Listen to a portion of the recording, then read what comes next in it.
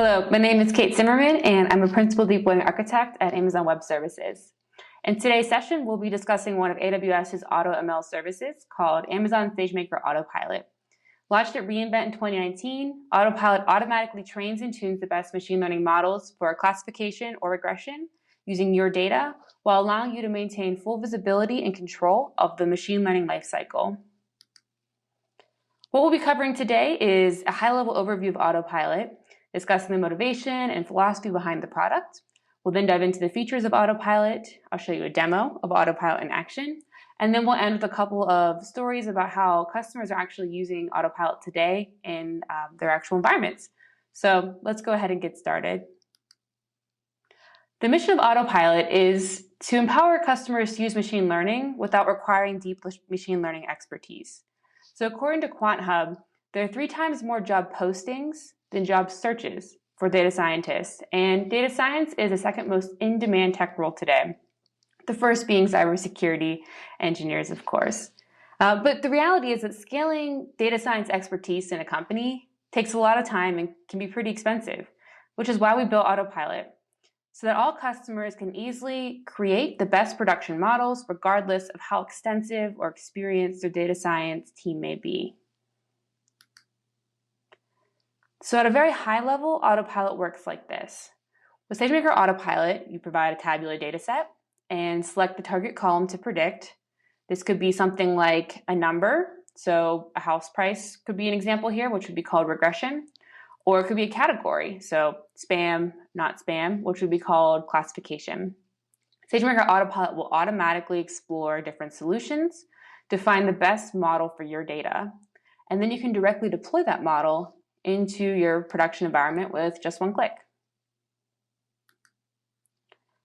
So the first ingredient for using SageMaker Autopilot is tabular data. So what is tabular data? Well, when I say tabular data, think CSV, spreadsheets, relational databases, Excel sheet, rows and columns. Tabular data is a structured data set, and as you may have guessed, it also happens to be one of the most common data sets that you'll find out in the industry. And in this example here, you could see that we have 4 columns, so variables 1 through 4, which would be, we could say, sensor data or something. And then the target column is what we're trying to predict. So in this case, we're doing what's called a binary prediction of a 0 or a 1. So we're trying to classify this. And so this is an example of the type of data that you would put into Autopilot to build a machine learning model. Now, because tabular data is so common, the use cases here really are pretty much endless. I have a few listed here just to give you an idea of ways that we've seen our customers leveraging Autopilot, but this is by no means a complete list. One of the data scientists I work with, he actually used Autopilot for detecting anomalies and shipping patterns using a data set for that. Now, a couple of cool things to highlight here is that in addition to, downloading your data, so let's say you have a small data set, you can download that data and upload it directly into Autopilot. But if you're working with very large data sets, you also have the option of doing things like connecting your Redshift cluster or using Amazon Athena or any other AWS database directly within your SageMaker Notebook instance. So it makes it very easy for you to work with very large data sets within Autopilot and be able to train models across very big amounts of data, which can be a pain historically. So it's a very nice piece of integration that we have. So to fully understand how Autopilot can help you automate the creation of these machine learning models, I'd like to spend a quick moment to understand, and walk you through how resource intensive it can be to build an accurate machine learning model. So, ta-da, the machine learning lifecycle. Again, this is, I think, a very common set of slides that we show here at Amazon, but it is truly important to understanding and appreciating just how much Autopilot is doing for you. So whenever we start building a machine learning model, the very first step is to perform data preparation and feature engineering. So some basic techniques that might happen here could be, imputation with missing values, or maybe taking some of your columns and converting them to categorical features or binning them, etc.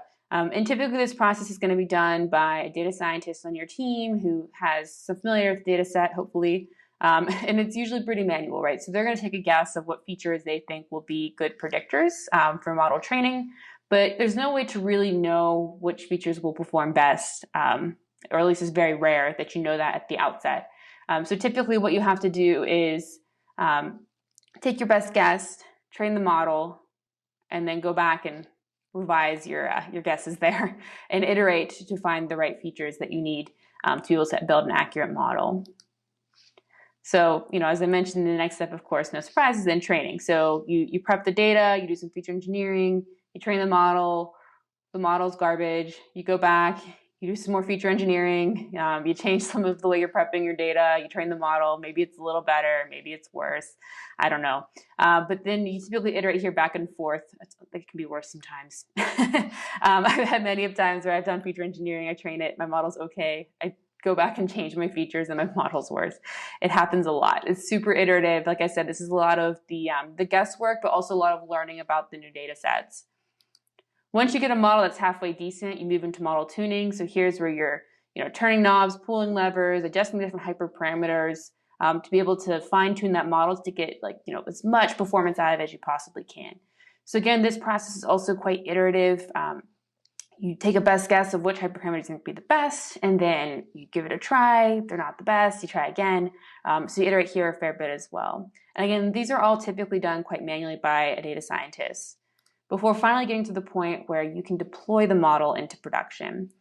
So at this point, our model is tuned up, it's performing well, it's meeting our expectations. And so we get to this place where we can finally get it into production and be able to actually get machine learning insights from our data for our business. Now, it'd be nice if this is like a linear thing. We just steps 1, 2, 3, 4, and ta-da, we have a model. But the reality is it's a lot of back and forth between steps 1 and 2, 2 and 3, 1 and 3, etc. And so, you can think of this as more of like a scientific process. So your data scientist is going to have some kind of hypothesis about what the best approach will be. They're going to experiment. They're going to learn more about the data. They're going to adjust their hypothesis, and they're going to repeat until we get to the point where we have a model that's ready for production. So this process can take some time. It can be quite manual, and it can be quite resource intensive. And this is a process that Autopilot automates. And so with Autopilot, you can use a single API call or a few clicks in the Amazon SageMaker console, and Autopilot will be off. It first inspects your tabular data set. It runs a number of candidates to figure out the optimal combination of your data, pre-processing steps. So it's actually automating step 1. So it'll try a bunch of different feature combinations, and it actually gives you output along the way to let you know what it's been trying. And just like a fun little story here. So a data scientist that I work with, who is kind of a total nerd, he trains models all day, that's his job. He was telling me that he actually had spent weeks trying to manually do feature engineering on a data set, and he kept getting poor results coming out of the model training. So, when that happens, there's one of two things that could have occurred. First could be the data, it's bad. So you're not going to be able to build a good model with that data for whatever reason, or his feature engineering needs improvement, right? He's not deriving the right features from the data. So he decided to give Autopilot a try, and he actually was able to go from 76% accuracy on the model to actually 91% accuracy. And as it turns out, the optimal feature combinations were not very intuitive. So the insights that he gained from Autopilot and all the different feature combinations it's trained were able to inform him of which features made the most sense for that particular data set. And then using that information, he was able to then train additional downstream models that improve that accuracy even further. So in addition to the feature engineering piece, Autopilot then trains hundreds of machine learning models. It tests different hyperparameters. And because it's all taking place on Amazon SageMaker, it's using this fully managed infrastructure. And so it's very easy to do. For all you budget people out here who might have had a heart attack when I said it trains hundreds of models, some cool things that Autopilot also does is it optimizes the instance size that it trains on. It turns the instances off and on automatically. And so it is optimizing for cost along the way. In fact, most of these training jobs only take a couple of seconds. So I would argue that it's actually an extremely cost-effective way to do building these regression and classification models, because it's very optimal in how it uses the resources within SageMaker. And as you're getting all these results coming out of all these models and the model tuning and the feature engineering, all of that data is shown to you so you understand exactly how your data was pre-processed, what accuracy metrics it used, any kind of flags that might be, data quality issues get presented to you along the way.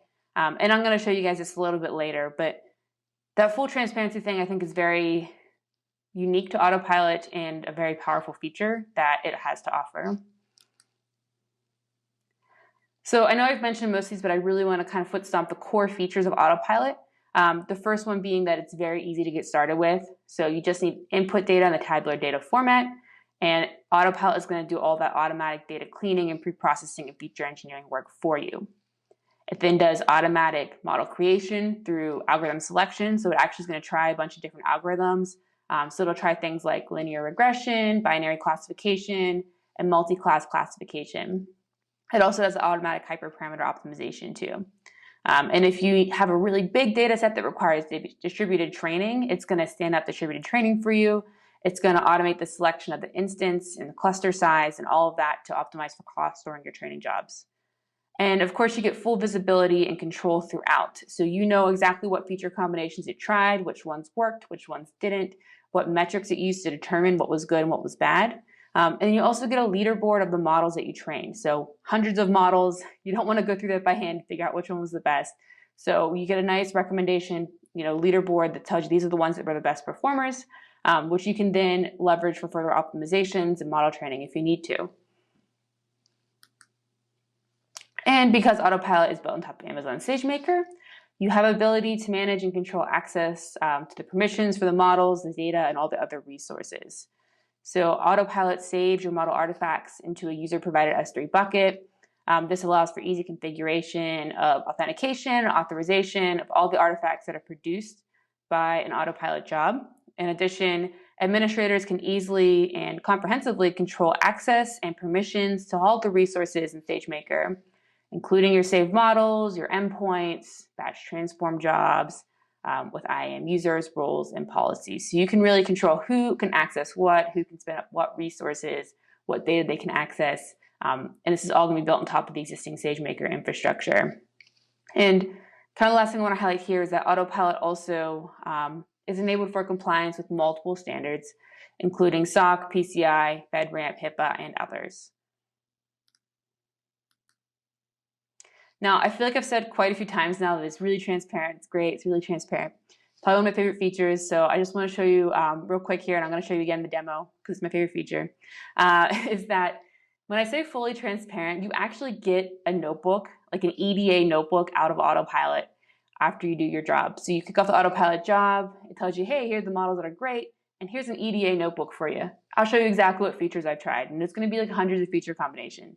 And so this notebook is going to help you understand exactly, what flags it might have found. So you have a bunch of missing data, weird distributions. It's going to let you know in this notebook that those were things you might want to go back and correct for potential optimizations.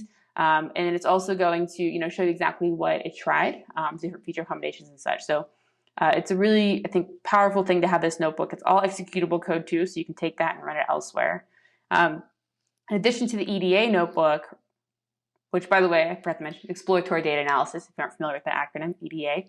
But in addition to the EDA notebook, you also get the model candidate notebook. So you get, okay, here's how I did my data preparation, here's how I did my feature engineering, that's notebook 1. Notebook 2 for model candidates is then, here's all the models I trained, and here's all the hyperparameters I tried. So like step 2 and 3 of that life cycle. And again, this is a fully runnable notebook, and it's kind of like a blueprint that shows you how Autopilot built your model. It lists the transformations that it was used and also, which algorithm it used. So did it use XGBoost, linear learner? Did it use the neural network algorithms? And then it gives you the results around those too. So this is really useful to explaining to your data scientists in your team or perhaps to your leadership, hey, like here are the models we tried, here are the ones that look the best. This is why we think these models performed well. So it gives you all that information so you can go forth and have those conversations. So Autopilot is not a black box. You get full insights into all of the different ways that it trained your model. And it's the same amount of information you get if you trained it yourself from scratch. It's just automating that. All right, great. So let me go ahead and show you guys a quick demo of how Autopilot works. I'll show you guys the UI for all of this and how you can get started in the console. So with that, let's jump into the demo. All right, so let's get to the demo. So here we have the Amazon SageMaker landing page in the AWS console. And you can get to this by just going to Services and then Amazon SageMaker. And what we're going to do for this demo is we're first going to go into Amazon SageMaker Studio, and we're going to open up our Amazon SageMaker Studio notebook. So let's give this a quick second here. Cool Jupyter Lab logo. All right. Now, what I'm going to show is two different ways that we can create an autopilot experiment. The first would be to come over here onto the left side of your Studio Notebook and click on the little beaker. And then from here, we can click Create Experiment. We'll give our experiment our name, so Autopilot Demo. And then we specify our training data location. So for me, this is living in a bucket that I created for this demo. So that would be reinvent autopilot demo train underscore data.csv. Next, we need to specify is a target attribute name. So this is the column that has our truth data in it. And I'll show you this data set in just a moment here so you can see what I mean. But for us, this is called churn question marks. That is the column name. And what this column contains is true or false values. So a true value means the customer churned and left to a different company, and false means they stayed with our company. And then finally, we need to tell Autopilot where our test data lives. So this is in the exact same bucket, reinvent Autopilot demo under test data.csv. All right. Now, I mentioned earlier that there's support for binary classification, regression, and multi-class classification within Autopilot.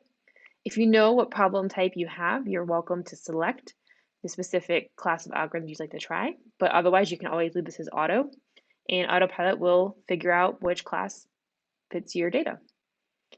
Similarly, we're going to run a complete experiment today, but if you just wanted to generate those candidate notebooks, you have the option of doing that as well. But again, for this demo, we're going to run the experiment to completion. So what I'm going to do now is click Create Experiment. And ta-da! So here we are. Our autopilot job is now running. So it takes a little bit of time to get started. So what I'm going to do now is actually dive into some alternative ways to use autopilot. And I have a completed job that I'll show you guys to show you the results. And so to dive into the actual data set itself, now what we just did was create an autopilot job through the UI. And for those of you who are more comfortable with Python, you can create autopilot jobs within the Python SDK. And that's exactly what this notebook is doing. So here we're using Python code to do exactly what we just did on that previous screen. So what we have is our same data set. So this is that customer churn data set.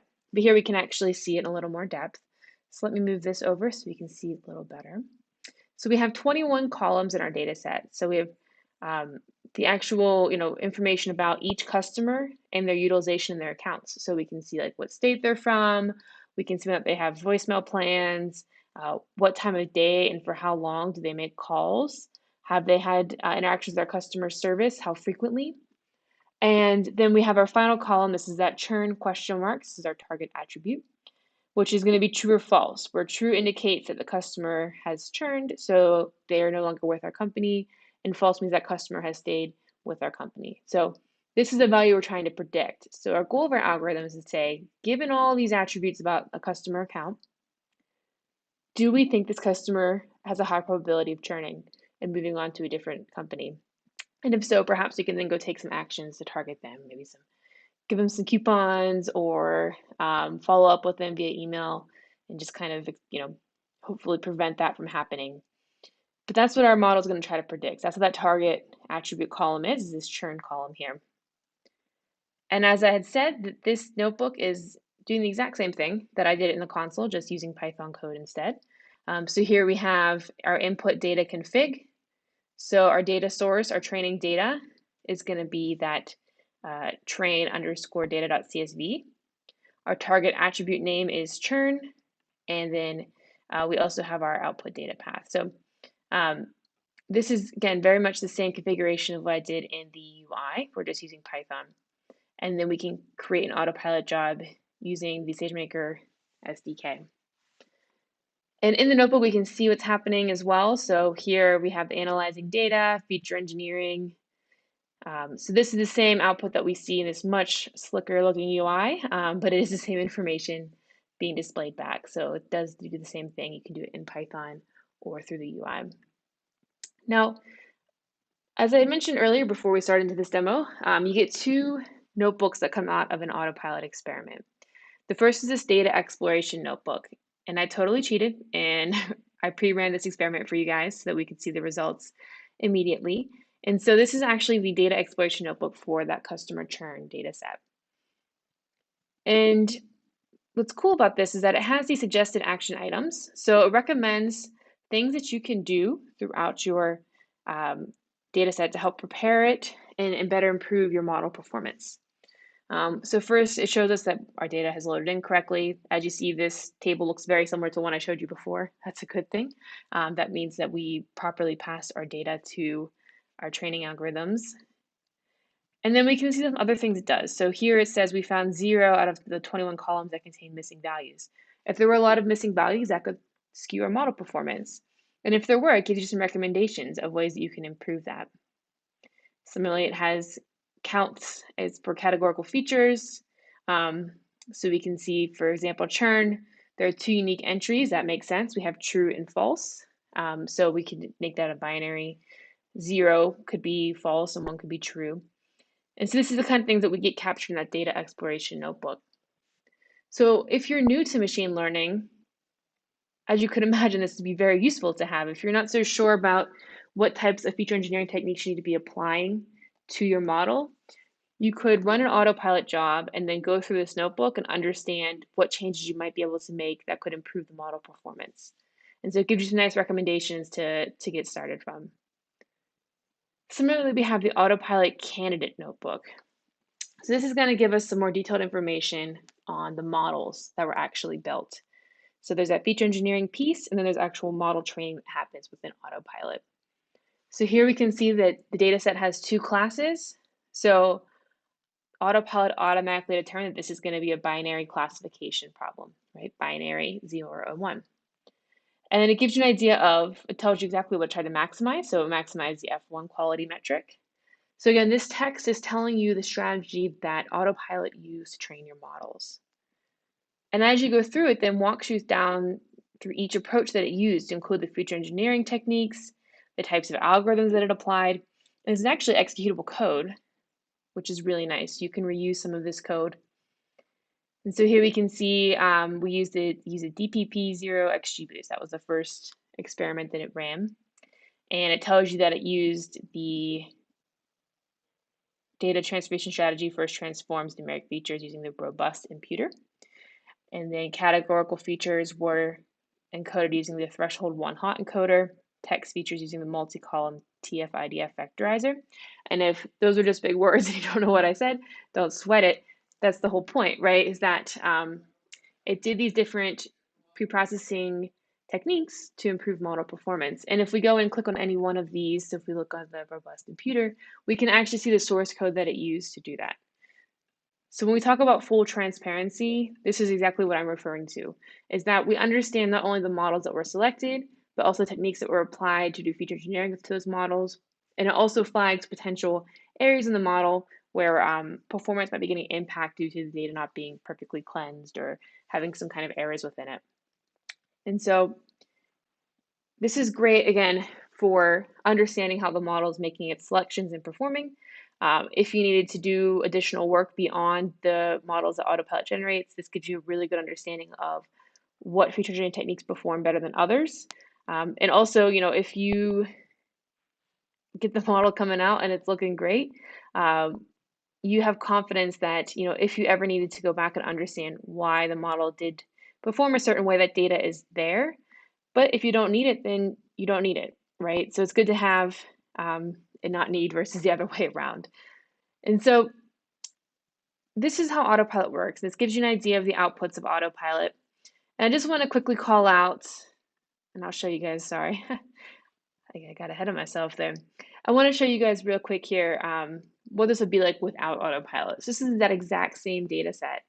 And instead of just running, putting a couple of lines in the UI or executing a couple of cells in a notebook, doing this by hand requires a lot more work, a lot more knowledge about statistics, machine learning to be able to yield very similar results. So as I'm scrolling through here, and I know I'm scrolling fast, but you can see this is just general statistics in the data set. And we have to do all this work to figure out how we want to do the feature engineering to pare down our models and pare down our features. So the same techniques that were applied here, again, my fancy words like the imputer, where did that go?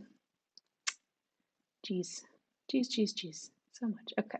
So figuring out that we need to use the robust imputer and one-hot encoding and this TF-IDF vectorizer. To know that we need to do those things, we have to do a lot of analysis up front. And this, I'm still scrolling, guys. This is a lot of scrolling. This takes a long time. It takes a lot of work. It takes a lot of know-how and understanding of statistics, data sets, how machine learning algorithms work. And so Autopilot saves a lot of time by just allowing you to just click a couple of buttons and then it's off doing its training. And so you come back here in a couple hours and magically you have these notebooks that tell you how your data set performed, potential flaws in your data set, as well as a list of candidates for a quality model. So as you can imagine, this is a significant time saver, a huge advantage for those of you who may be newer to machine learning or not have a lot of machine learning experience. In fact, truly you don't need any machine learning experience to be able to use Autopilot. As you saw, it really was just a couple of clicks in the console. All right, and we can see this demo. I'm running it live, guys. Is that our analyzing of data has been done. So we can actually now start seeing our notebooks. Now these are gonna look very similar, of course, to the ones that I just showed you because it's the same data set. But these are the outputs that you'll be getting from your Autopilot job as well. And so that concludes this demo. And all of this material that I have from today's demo is available in the Amazon SageMaker examples GitHub repository. So feel free to execute these notebooks yourself, get hands-on, experiment. I always feel like that is the best way to learn. We also have some very helpful blog posts and tutorials published on Autopilot that are great resources for getting started and experimenting so that you can understand how Autopilot might fit into your workflow, your business use case, your mission use case, whatever it may be. All right, great. Well, I hope you enjoyed that demo. And I wanted to finish off today's presentation with a couple of examples of how businesses are using Autopilot today.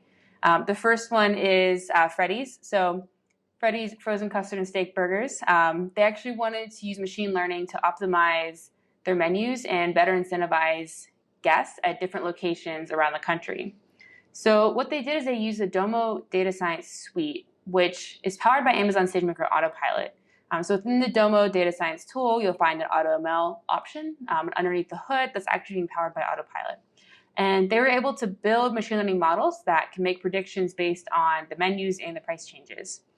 So the result of this was that they saw a great increase of foot traffic in the restaurant. So it was a very good result. And one of the cool things is that thanks to the ease of Autopilot, they were able to use a data set that was 5 times larger than what they were initially experimenting with.